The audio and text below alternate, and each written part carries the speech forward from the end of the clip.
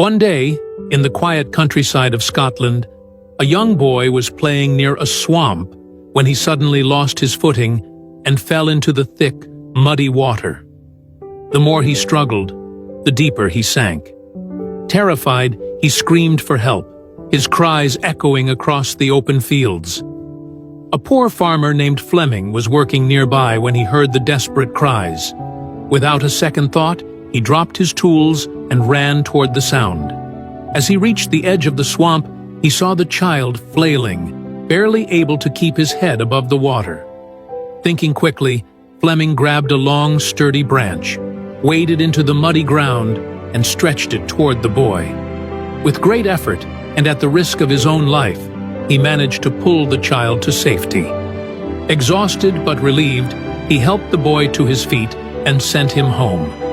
The next day, a luxurious car stopped in front of Fleming's modest hut. A wealthy man stepped out, approached the farmer and said, "I am the father of the child you saved yesterday. I cannot thank you enough for saving my son's life. I know I can never truly repay you. But is there anything I can do for you?"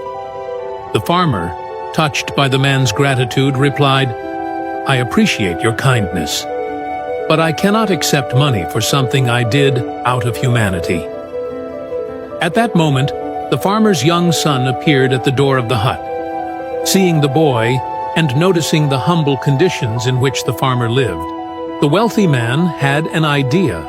He said, "If you won't accept money, then let me offer something else.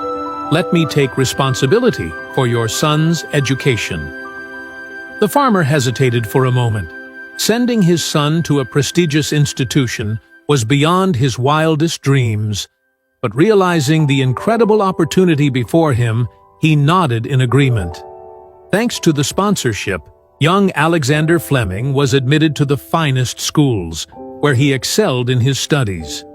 He later attended St. Mary's Hospital Medical School in London, where his relentless curiosity and scientific brilliance led him to a groundbreaking discovery: the world's first antibiotic, penicillin, in 1928.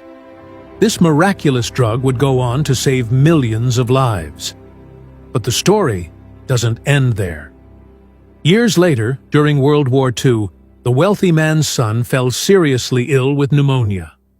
His condition was critical, and his survival seemed uncertain. He was treated with penicillin, the very drug discovered by none other than Sir Alexander Fleming. That wealthy man's son was none other than Winston Churchill.